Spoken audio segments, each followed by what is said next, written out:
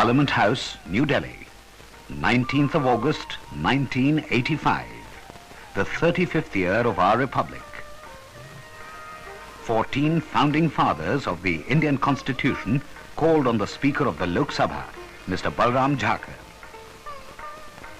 The past 35 years have been the years of trial and tribulation. The Constitution framed by them has stood the test of time and become the bedrock of India's progress and unity. It is the embodiment of the hopes and aspirations of the people as a whole, because it was the fulfillment of the people's striving for independence. The adoption of the Constitution of India was the culmination of a 90-year-long struggle for independence. For several years, the Congress had been demanding the right of the Indian people to frame their own constitution. In 1928, a committee was set up under the chairmanship of Motilal Nehru to lay down the principles of a constitution for India. The constitution recommended by the Nehru Committee envisaged a federal system of government with residuary powers vested in the center and joint mixed voters for the houses of representatives and the provincial legislatures.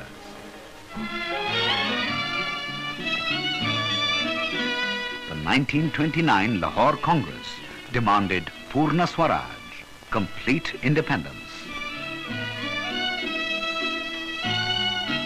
In 1934, the Congress reiterated its demand for a constituent assembly to be elected on adult franchise for shaping the destiny of the Indian people.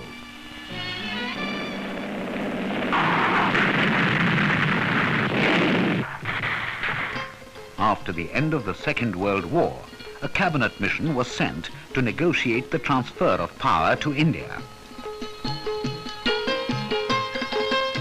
The 16th of May 1946 statement of the cabinet mission announced framing of a future constitution for India by Indians themselves. Elections were held in July 1946, with Congress winning 199 seats.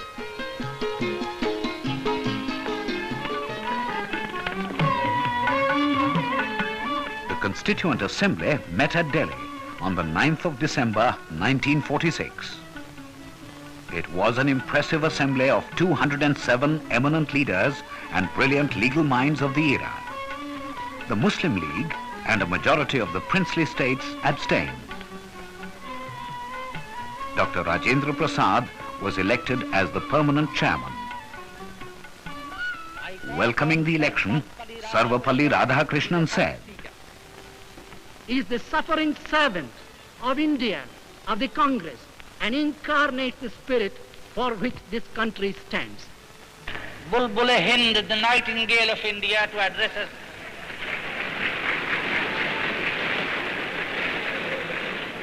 Not in prose, but in poetry. Mr. Chairman, the manner of your calling me is not constitutional, it is poetic. It reminds me of some lines of a Kashmiri poet who said, "Bulbul ko gul mubarak, gul ko chaman mubarak, rangeen tabiyaton ko range sukhan mubarak." And today, we are steeped in the rainbow-colored tints of speech and speeches in praise of my great leader and comrade, Rajendra Prasad. Dr. Rajendra Prasad expressed the hope that the constitution framed by the Assembly will be a model for all to follow. All that we need, all that we require is honesty of purpose, firmness of determination, a desire to understand each other's viewpoints. It is all that we shall do justice. On the 13th of December 1946, Pandit Jawaharlal Nehru moved the Objectives Resolution. President, sir, I beg to move This Constituent Assembly declares its firm and solemn resolve to proclaim India as an independent sovereign republic and to draw up for her future governance a constitution wherein all power and authority of the sovereign independent India, its constituent parts and organs of government are derived from the people. Many eminent leaders participated in the debate. Will second the resolution. सभापति जी, जो प्रस्ताव आपके सामने मेरे भाई पंडित जवाहरलाल नेहरू ने रखा है, मैं उसका समर्थन करता हूं। Dr. Shama Prasad Mukherjee.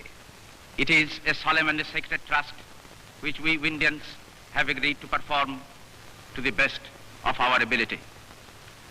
Dr. Ambedkar.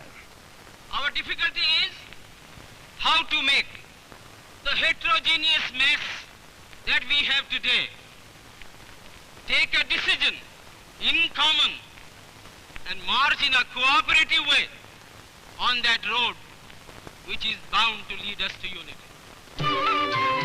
On the 22nd of January 1947, the Objectives Resolution was approved. The Constituent Assembly elected members of the Advisory Committee and formed 13 committees and subcommittees to look after the various aspects of constitution making.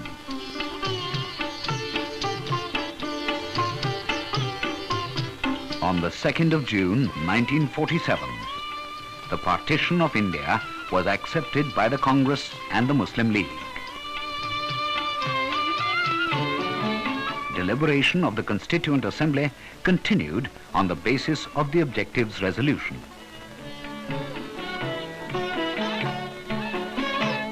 Many designs were received for the flag of independent India.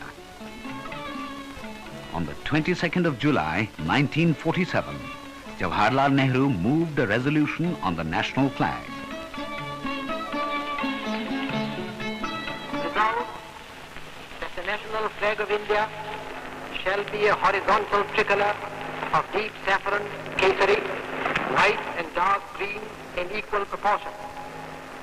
In the center of the white band, there shall be a wheel in navy blue to represent the charkha.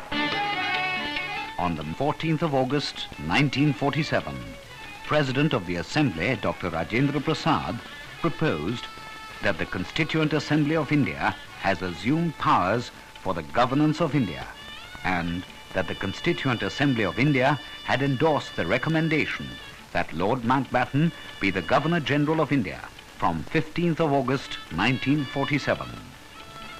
The proposals were accepted by the Assembly.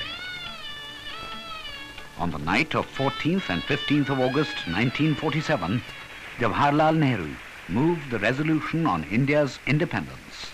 Long years ago, we made a tryst with destiny, and now the time comes when we shall redeem our pledge, not wholly or in full measure, but very substantially.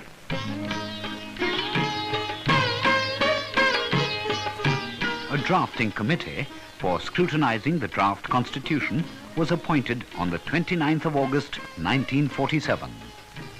Dr. B.R. Ambedkar was its chairman, and Alladi Krishnaswamy Iyer, Gopalaswamy Iyengar, K.M. Munshi, Syed Muhammad Sadullah, Sir B.L. Mittar, and D.P. Khaitan were the other members. Before preparing the draft, constitutions of various countries were consulted. France, Ireland, Italy, Canada, United States of America, Soviet Union, Australia, Japan, and several others. On the 4th of November 1948, Dr. Ambedkar introduced the draft constitution in the Assembly. Each article of the Constitution was discussed threadbare and amended to meet the demands of the majority.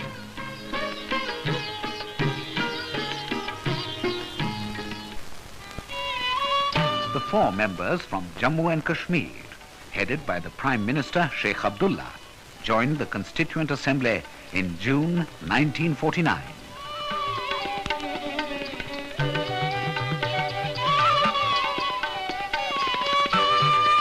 It was proposed that a preamble should spell out the aims and objectives of the Constitution. Many suggestions were received.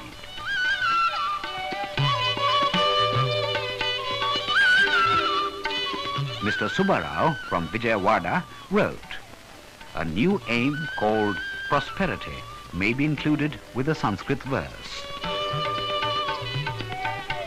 May the children beget their children, and their children beget grandchildren.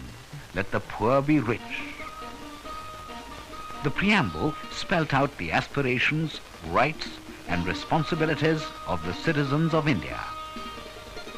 We, the people of India, having solemnly resolved to constitute India into a sovereign democratic republic and to secure to all its citizens justice, social, economic, and political, liberty of thought, expression, belief, faith, and worship, equality of status and of opportunity, and to promote among them all fraternity, assuring the dignity of the individual and the unity of the nation.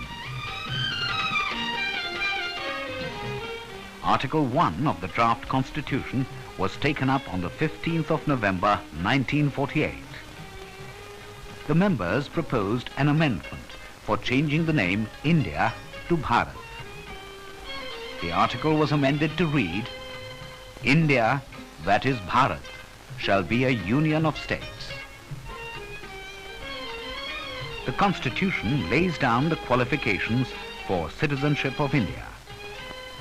At the commencement of this Constitution, every person who is a domicile in the territory of India and who was born in the territory of India, or either of whose parents was born in the territory of India, shall be a citizen of India. Fundamental rights were framed with utmost care. Many suggestions were received about the need to safeguard individual liberties and rights of the minorities from C. Rajagopalachari, Rajkumari Amrit Kaur, Dr. Ambedkar, and other eminent personalities. Hansa Mehta. It will warm the heart of many a woman, sir, to know that free India will mean not only equality of status, but equality of opportunity. The Constitution guarantees the state shall not deny to any person equality before the law or the equal protection of the laws within the territory of India.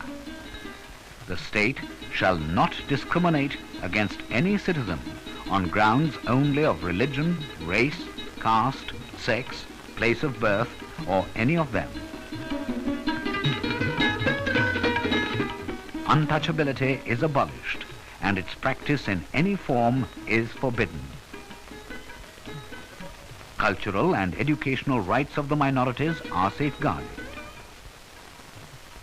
Article 19(1) says that all citizens shall have the right to freedom of speech and expression, to assemble peacefully and without arms, to form associations or unions, to move freely throughout the territory of India, to reside and settle in any part of the territory of India, and to practice any profession or to carry on any occupation, trade, or business. The Chief Justice of the Supreme Court of India, Mr. P.N. Bhagwati, says, The Supreme Court is at the apex of this system. The Supreme Court is the guardian of the fundamental rights, and even the right to move the Supreme Court for enforcement of fundamental rights has itself been declared to be a fundamental right. Article 39 of the Constitution lays down that the state shall, in particular, direct its policy towards securing that the citizens, men and women equally, have the right to an adequate means of livelihood. that the health and strength of workers, men and women, and the tender age of children are not abused, and that citizens are not forced by economic necessity to enter avocations unsuited to their age or strength, that childhood and youth are protected against exploitation and against moral and material abandonment. Many members argued that there were inherent contradictions within the fundamental rights and directive principles of the state policy. Mr. Justice P.N. Bhagwati explained. The directive principles of state policy set out the kind of socio-economic structure which the constitution makers wanted us to build in this country. India opted for a parliamentary system of government, wherein representatives of the people are elected on the basis of adult franchise. There shall be a parliament for the Union, which shall consist of the President and 2 houses, to be known respectively as the Council of State and House of the People, the Rajya Sabha and the Lok Sabha. Elections to the House of the People, the Lok Sabha, and the legislative assemblies of the states shall be on the basis of adult suffrage. That is to say, every person who is a citizen of India and who is not less than 21 years of age on the date of the election shall be entitled to vote at the election. Special provisions have been made for reservation of elected seats in the Parliament and state legislative assemblies for minorities like scheduled castes, scheduled tribes, and Anglo-Indians. There shall be a President of India. The executive power of the Union shall be vested in the President. He is elected by members of the Electoral College, consisting of members of both Houses of Parliament and the legislative assemblies of the states. The President invites the leader of the majority party in Parliament to hold the office of Prime Minister, and on the recommendations of the Prime Minister, other ministers are appointed. The powers of the Union and the state governments were clearly defined. The Indian Constitution contains 395 articles and 9 schedules. The Constitution is so framed that sovereignty is vested in the people. In other words, the Parliament draws its powers from the people of India. The Constitution is not rigid and does not bind down future generations. It is flexible and can be amended by a 2/3 majority to meet the aspirations of succeeding generations. After the 3rd reading, the Constitution was approved and signed by all the members.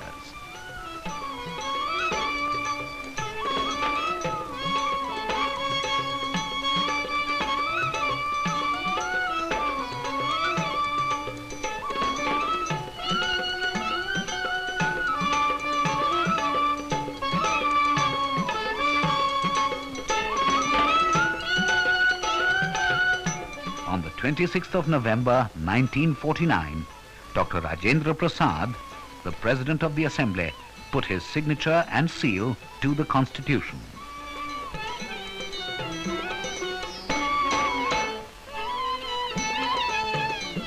In recognition of his service to the nation, Dr. Rajendra Prasad was elected the first President of the Republic of India.